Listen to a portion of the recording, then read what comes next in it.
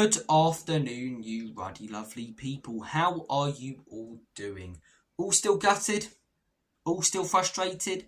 Same here. It hasn't gone overnight, but every hour, every minute, every second that goes by, I am more and more proud of that Spurs performance last night, because for 84 minutes, we outclassed and outplayed the best team in the world. Not just the best team in Europe, not one of the best teams in the world, the best team in the world. The Champions League winners. A side full of stars. Dembele, Kvaratskhelia, Desiree Doué, Nuno Mendes, Ashraf Hakimi.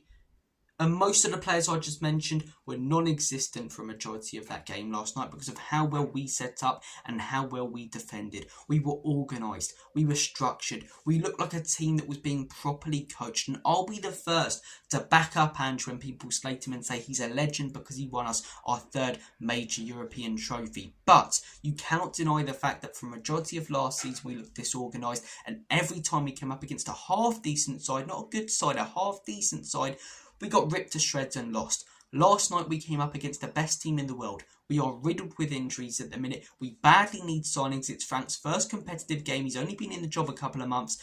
And we drew in the 90 minutes. Yes, we did throw it away right at the end. And it is frustrating, right? Of course I wanted to win last night. We can't pretend that it's just a pre-season, Charity Shield level thing. It's not as big as a Carabao Cup or FA Cup. But you want to win it. You can see it means a lot to that, PSG team and those PSG fans. But I think last night we needed to see encouragement as Spurs fans that we were going to be able to compete this season in the Prem and especially in the Champions League. And drawing in 90 minutes to the best team in Europe has given me exactly that. Are we going to crumble if we're 2-0 up like that against any other side in Europe? I don't know. I don't think so. Because I don't think any other side in Europe is capable of that individual brilliance at the back end of a game when they're 2-0 down.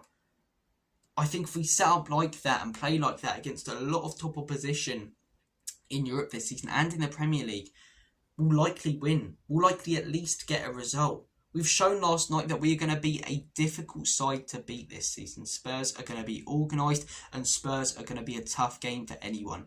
Brentford under Thomas Frank we've got better players than Brentford, so we're going to be a tougher team to beat than Brentford, but we're going to play a similar way, in that we're going to be hard to beat. They're a side that you don't want to come up against, really. And as I say, I'm seeing loads of banter from Arsenal fans. It doesn't really wash because they've never been in a Super Cup. They've never won a European trophy. They've got zero, European heritage or history, in all honesty. But the whole Warrior Trophy thing, it doesn't wash after the Europa League win. And as I say, so many things going into last night. People were predicting us to lose 4-5-1 and to perform the way that we did was excellent. Look, am I going to say, it was great that we threw it away, fantastic? No. Obviously, it was frustrating. We were so close to another trophy. I was ready to celebrate and then concede 2 goals. And obviously, the concentration and staying switched on for the entire 90, it needs to continue. But it's Thomas Frank's first. It's his first competitive game in charge of Spurs. And I keep saying it. He's not only got us competing, right, when people said we wouldn't compete in the game. He's not only got us competing in the game, he's got us drawing the game. He's got us for 84 minutes being the better team. When we look at the goals, right, both of ours come from 2 very, very good set pieces. A long throw from Danzo. I never knew that he had a long throw because we never saw him take a throw, really, in the opposition half under Ange Postecoglou. But man, has he got a great throw. And, these long throws caused a lot of problems for opposition teams when Frank was at Brentford. I'm looking at their first game against Arsenal in the Prem. They scored, I think, their first goal from a long throw. So they caused problems. And you look at our goals, as I say, Mickey van der Ven, long throw in from Danzo. Paulinho hits the bar. He's there to put it in almost like a striker. Right place, right time. Fantastic goal from him. And our second in the 48th minute from Romero comes from a fantastic free kick right to the back post. Horrific marking from PSG, but a great bullet header from Romero. I think he really stepped up as the captain last night. Then their 2 goals, Kang in the 85th minute. This was their first real chance that they got and they took it. I think we dropped a little bit too deep right at the end of the game into our own box, and we stopped coming to the outside of the box, and we were giving players like Fabian Ruiz and Kang the space to have more shots at goal. So they score that. Then in the 94th minute, Ramos scores their first proper good chance that you'd expect them to put away. Takes us to penalties. The penalty shootout doesn't start bad for us. We score our first two. They miss one of their first two. We're 2-1 up. Then Van de Ven steps up, misses. Tell steps up and misses. The racial abuse he's received is disgusting, by the way. But that doesn't mean that I'm not going to criticise him, because he played poorly. It's horrible, the abuse that he's got from some fans online. But that doesn't mean we can just say, he played brilliantly. Don't slag the guy off, The racial abuse is disgusting. But let's criticise him because he was very poor and the club spent a lot of money on this player and he's clearly not good enough. But Tell misses his penalty. Van de Ven misses his penalty. Great encouragement from the fans after he does, singing his name. Nuno Mendes scores his last and PSG win the penalty shootout 4-3. But very fine margins in the game. As I say, they didn't have a shot on target in the first half. I think I heard Ali McCoist or Darren Fletcher on TNT say that no other team has done that in years. Not even Chelsea did it when they played against them in the Club World Cup final. We limited them more than any other side that I've seen, Sanchez had to make some great saves in that Club World Cup final. Vicario barely had to make any. They had those 2 goals, one from outside the box, which was a stunner because we dropped too deep, and the other one because we weren't doubling up at that point. I'll get onto that in a second. But as I say, apart from those 2 goals, do I remember Vic being really tested, making a great save? No, not really. Not really. Thomas Frank, I've already given him a lot of praise. He made us hard to break down, made us organised. Something that I really, really liked last night. I said in the video I did the other day on how Tottenham can tactically outclass PSG is the midfielders, right? I said about the long balls to the wing-backs. We did that occasionally, not as much as I thought. The set pieces I didn't expect. But one thing I got right was the midfielders, right? The midfielders, I said, look at Aston Villa and what they did against PSG. Those 3 midfielders were constantly up and down the pitch. When Villa pressed PSG, they were there to cover for the attackers. When they were sat a little bit deeper, they were there to cover for the fullbacks. And we saw that last night. Every single time, especially up until the 84th minute. Then it started to go. When Paulinho got subbed off, we weren't doubling up as much. But every time PSG got the ball on one of their wings, one of the midfielders would be there to support either Spence or Porro. And it stopped them creating anything. Constantly blocking crosses, constantly blocking shots. It was fantastic from our midfield. The work rate was absolutely unreal. And that's something you really saw with Thomas Frank's Brentford, with the likes of Norgard and Janelt. How hard they worked, how stuck in they got, how involved they were in the game. And we saw that from the 3 midfielders that I wanted to see, that I said, do what Aston Villa did. And we did something very similar last night. The 3 midfielders always providing cover.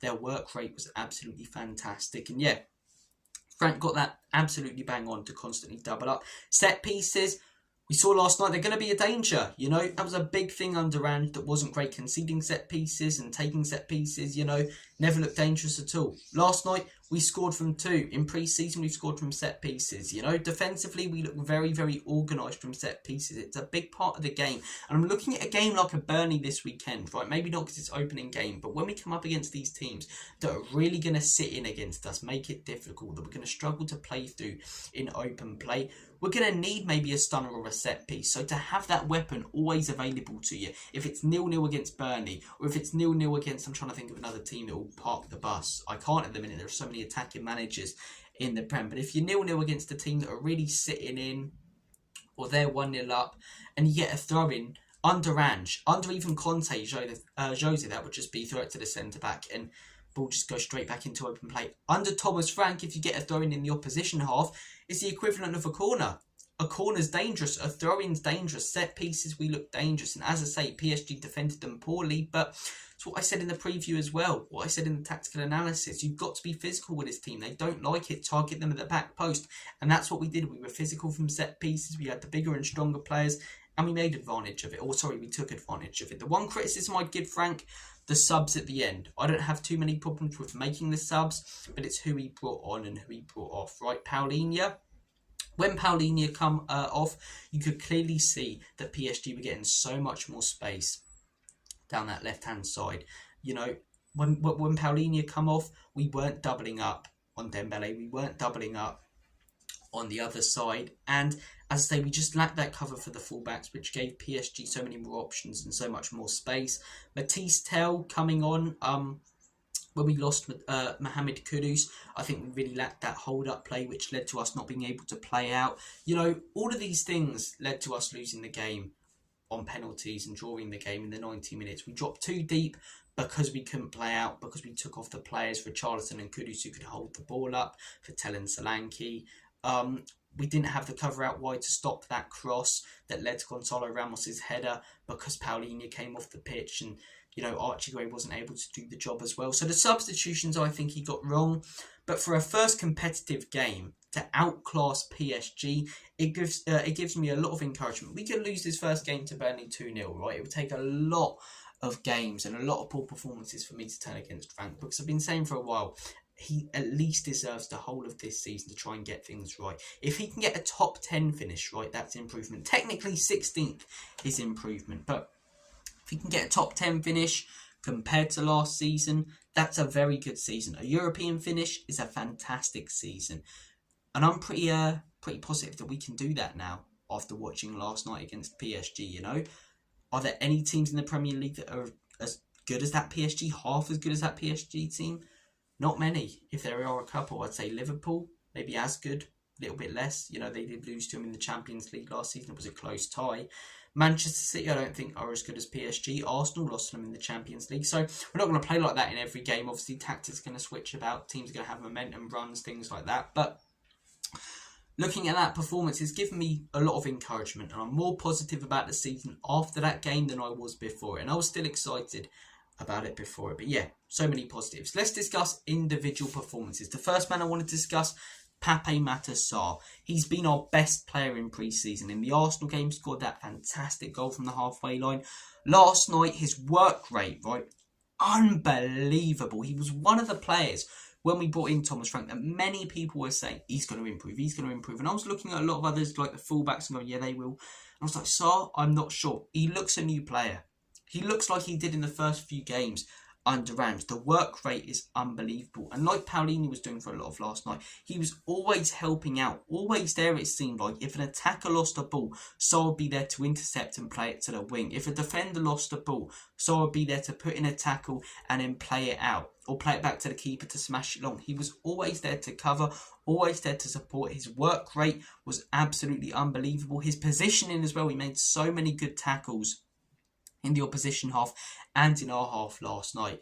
It was unbelievably good from Pape Matar Sarr. Unbelievably good. Deserves so much credit. I would give him, if we were doing player ratings, 10 out of 10. What more can he genuinely do?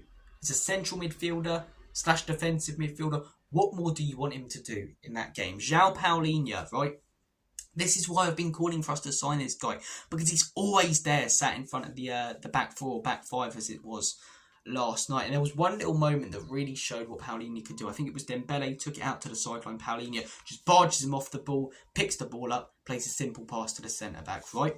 Now, it didn't look like a lot, but it's that type of thing why Paulinho really suits us and why he's going to be such an important player, because he does the dirty work and the simple stuff unbelievably well, right? Royce gets a lot of credit for doing it. Paulinho can do that sort of thing as well. He's got a great strike and can do some fancy stuff, but the dirty work, the tackles, the blocks, that sort of thing, he's so good at. And yesterday, as I say, every time one of their wingers got the ball, he would be there supporting one of our fullbacks, always doubling up, helping out. And he was fantastic last night. He was absolutely fantastic. Romero and Van de Ven both scoring goals, both really solid defensively, you know. The first PSG goal comes from us dropping a bit too deep. It's a team thing. The second one, trying to play the offside trap. I'm not sure what more they could do. It's more, if you're going to blame anyone, the fullbacks for giving them too much space. But both of them scored 2 goals, looked set piece threat, looked really solid defensively. Really looking forward to this season and seeing what they can do in a more defensive system. I was thinking, how does Van de Ven do without his recovery pace and constantly having to make runs? He did all right last night. He showed me that he's going to be all right this season. And Romero stepping up to the captaincy. And I love the fact, as weird as it sounds, I love the fact he's crying after the game, right? Because there are a lot of players who, if they're captain, just move on from these things. It visibly annoyed and upset Romero. And it shows that he's got a winning mentality.